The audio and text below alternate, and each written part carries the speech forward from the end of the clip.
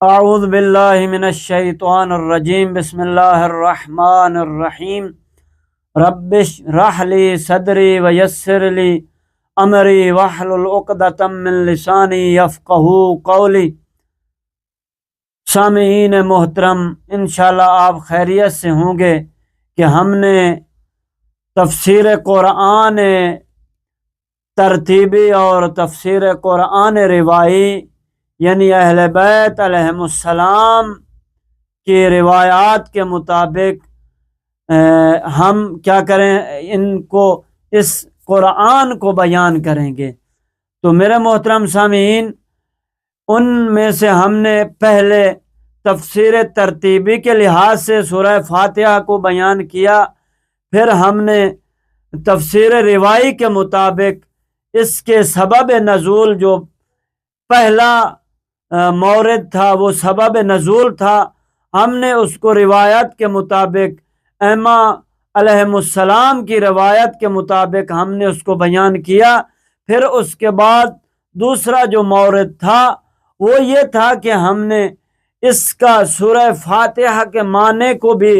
روایت کے مطابق بیان کیا، اور تیسرا جو مورد تھا وہ تھا اس کی فضیلت کو بھی ہم نے کیا کیا، یعنی روایت کے مطابق بیان کیا۔ اور اس میں چوتھا مورد یہ تھا کہ اس کے سورہ فاتحہ کے پڑھنے کا ثواب کیا ہے، تو وہ بھی ہم نے روایت کے مطابق امام جعفر صادق علیہ السلام کی روایت کے مطابق بیان کیا۔ تو آج جو آخری مورد ہے وہ سورہ اس کا یہ ہے سبع المثانی اور سورہ حمد کے نام۔ تو میرے محترم سامعین، اس سے ایک راوی جناب یونس ابن عبد الرحمن، اس نے امام صادق علیہ السلام، امام جعفر صادق علیہ السلام سے نقل کیا کہ وہ کہتا ہے کہ میں نے یہ جو سبع المثانی اور قرآن مجید جس کو ہم رکھتے ہیں، یعنی جو ہمیں اللہ نے عطا کیا ہے، تو اس کے بارے میں نے سوال کیا، تو امام صادق علیہ السلام نے فرمایا سورہ حمد کو سبع المثانی بھی کہتے ہیں۔ کیوں سبع المثانی کہتے ہیں؟ کیونکہ یہ آیت جو بسم اللہ الرحمن الرحیم ہے، اس میں سے ایک آیت یہ ہے، اور اس کو رول مثانی بھی کہتے ہیں، اس لیے کیونکہ اس کو 2 مرتبہ نازل کیا گیا ہے۔ ایک دوسری روایت کے مطابق وہ اس سورہ کو یعنی سبع المثانی کے حوالے سے ہے، تو یہ خود رسول اکرم صلی اللہ علیہ وآلہ وسلم سے روایت کو نقل کیا گیا ہے۔ فرمایا الرسول صلی اللہ علیہ وآلہ وسلم فاتحۃ الکتاب ہے سبع المثانی۔ رسول خدا صلی اللہ علیہ وسلم نے فرمایا کہ یعنی اس سورہ فاتحہ کو، فاتحۃ الکتاب کو ہی سبع المثانی کہتے ہیں، یعنی وہ 7 آیت والی سورہ۔ تو اس لیے میرے محترم، اس سے ایک امام جعفر صادق علیہ السلام کا فرمان بھی ہے کہ امام نے فرمایا وَالسَّبْعُ الْمَثَانِي ام الکتاب یسنى بها فی کل صلاۃ۔ تو فرمایا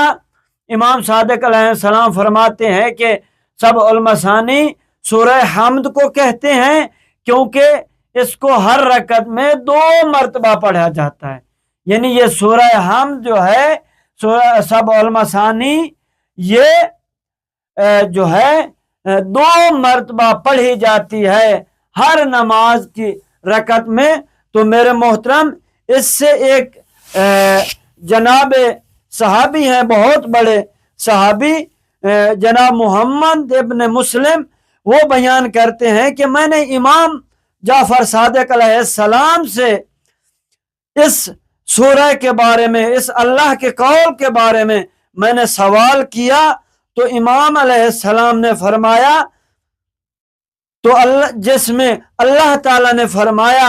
کہ امام اس کے بارے میں جواب دے رہے ہیں تو فرمایا وَلَقَدْ آتَيْنَاكَ سَبْعًا مِّنَ الْمَثَانِي وَالْقُرْآنَ الْعَظِيمِ کہ اور تحقیق ہم نے آپ کو سبع مثانی اور قرآن مجید جیسی کتاب عطا فرمائی ہے۔ تو آپ علیہ السلام یعنی رسول اکرم صلی اللہ علیہ وآلہ وسلم نے سبع مثانیہ سے مراد سورہ فاتحہ ہے،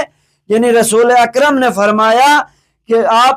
صلی اللہ علیہ وآلہ وسلم نے فرمایا اس سبع المثانی سے مراد سورہ فاتحہ ہے، اور سورہ فاتحۃ الکتاب عرش کا ایک